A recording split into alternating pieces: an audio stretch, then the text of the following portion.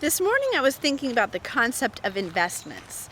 I was making my smoothie, which I do every single day. I love smoothies in the morning, and I've done that for years. And I was thinking about the concept. I bought this, finally bit the bullet and bought this very expensive blender, the Vitamix, and I had been hearing about Vitamix for years and years, but I just didn't want to spend the money. They're expensive and they're great, but it's so expensive. So I'm like, surely these other blenders can do the job. Well, sure enough, over the years I have broken, I don't even know how many blenders. And finally I just said, you know what? I think it was like 6 months, a year ago, I said, I'm just gonna bite the bullet, get the big expensive blender, and I have been so happy with it. It has been an amazing investment, and it just caused me to start thinking, wow, what is that about us as humans where we hold off on doing the things we know are best and would help us the most because of the cost in terms of money or time or energy. We just don't put in all that we should or could in order to get the best results. My name is Monica Maurer. I am a licensed therapist. I'm also the director of the Center for Transformation, and we exist to help others create connection in this lonely and disconnected world. And we would love to help you do that as well. And so the concept of investing in relationships. What do you need to do in order to invest in the relationships that you have? Whether that's family member, a spouse, children, or friendships, work relationships. There are certain things that you can do that really would help you invest in something for the long haul. That's what we want. We want to be able to give time, energy toward a good result. How are we going to be able to give what we need to give and invest in what we need to invest in order to see good results for the future, rather than just kind of half doing things and not getting the big picture results that we want over the long term? It's kind of like me and the Vitamix. What do I need to do in terms of putting forward time, energy, finances in order to get the best results for the long term and really be happy with the relationships that I have? So here are some concepts that can play into this experience for you.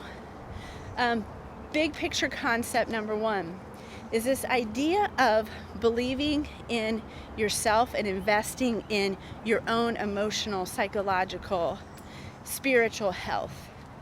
So understanding who you really are, finding out who you really are, who you are in your true identity, and then coming into a place of acceptance and love and growth for yourself. That's a huge investment that I think a lot of people don't really take the time and energy to make. We have how many years in this life? Maybe 80, 90 at the most. And some of us pass away earlier than that. We don't know how many days we are going to have. And so to invest our time and energy into ourselves and growing who we are so that we can come to the table in our relationships in healthy ways. The way that you can invest in who you are, figuring out who you are, is through self-help books and therapy and such, just kind of figuring things out. But a lot of us have issues from our childhood that have never been dealt with. It's a very common thing for people to come into therapy and say, that happened so long ago. That was when I was a child. It doesn't bother me anymore. But reality is, the things that happened when we were children developed the way that our brain thinks about things now. And so because of that, we really need to go back and dissect some of those things in order to rewire our brain to think more healthy thoughts and to be able to come into relationships in a more healthy way. If we get to know ourselves and we actually get on a growth track for ourselves, we are doing something huge for any relationship that we are a part of. Second thing that you can really do to invest in your relationships is to see others through the lens of their true identity. People do not act like or behave like their best self, their truest identity. People are oftentimes acting from their wounded self rather than their best self. And they need someone to see them through the lens of their true self and call that out in love. You know, I talk about boundaries with kindness a lot. How can we call people out, have healthy boundaries, not punitive, punishing boundaries, but boundaries with kindness and in love, and say, hey, this situation that I'm in with you is just not okay for me. I need us to relate in this way. I need you to not talk to me like this. I need you to not act like this. Whether it's with your spouse, a child, or a friend, we need to be able to have these healthy conversations, but we talk about sandwiching those conversations in relationship. Being able to, have the bread of the sandwich, the meat of the sandwich, and then another slice of bread where we say, hey, I love you. You're important to me. Then the meat is, this is not okay with me. The way that we're talking and dialoguing right now, or the way that you're acting, or the way that you didn't come home last night, or et cetera, et cetera.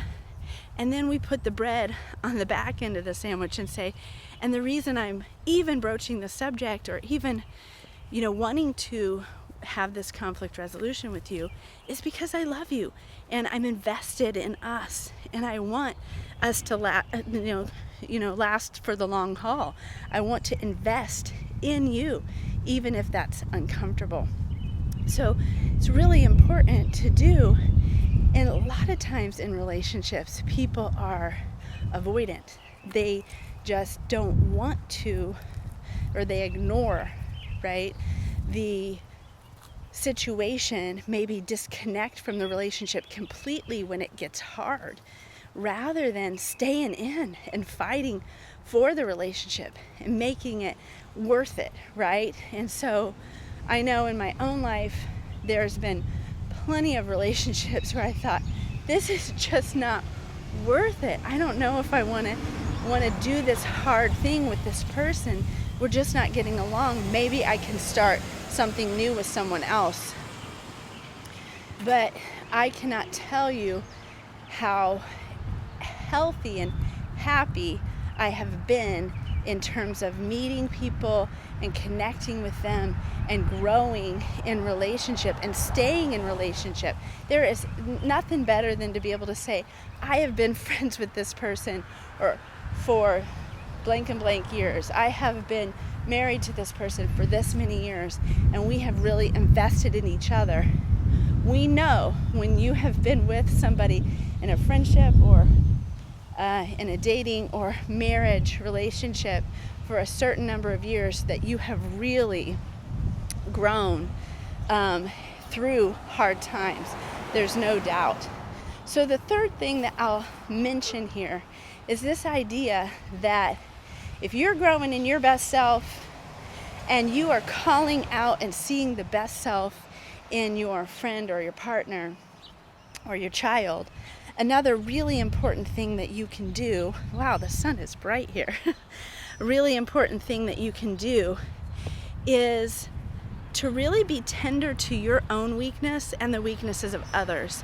Even if you're growing, it does not mean that you're going to be perfect, ever. You're not perfect, they're not perfect, none of us is perfect. And we're not going to be, even if we do all the self-help in the world. We read books, we go to therapy, we, do all these wonderful self-care habits, journaling and meditating and and believing the best in ourselves and others, we're never going to be perfect. And so it's super important that you are tender to your own weaknesses, to your own frailties, to your own ability to be wrong or make mistakes, as well as being tender to the weakness of others and what they go through, so that there is a sense of forgiveness, self-forgiveness, forgiveness of others. What happens when we shame ourselves or others for what we have done or what they have done, we stay in this toxic cycle and we just spiral down. I know for myself, as a teen, young adult, and early adulthood, when I was a young mother, I would spend a lot of time feeling a lot of guilt and remorse for the way that I had acted or the way that the things I had said in certain situations. I spent so much time feeling badly. And it was really a waste of time, and it was toxic shame. It was like felt like I'm a bad person. Something's wrong with me. Rather than, hey, I did something that I'm not happy about, and it's rooted in my wounded self, and I'm a work in progress. I'm growing.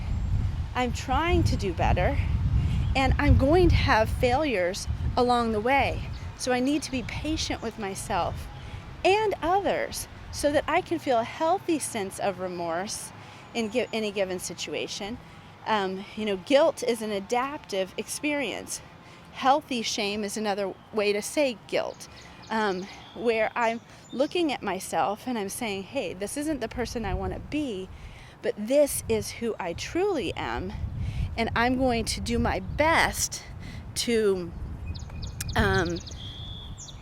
continue to grow while at the same time not expecting perfection, so that I am not stuck in that cycle of toxic shame where I can't grow and then the other person can't grow. So I want to be tender to my own weaknesses. I want to be tender to the weaknesses of others. I want to be able to see others and myself through our true identity lens, so that we can really stay in a space of investing in ourselves and others in the best way possible. So I hope that you have a great rest of your day and that we can connect again soon. Thanks so much.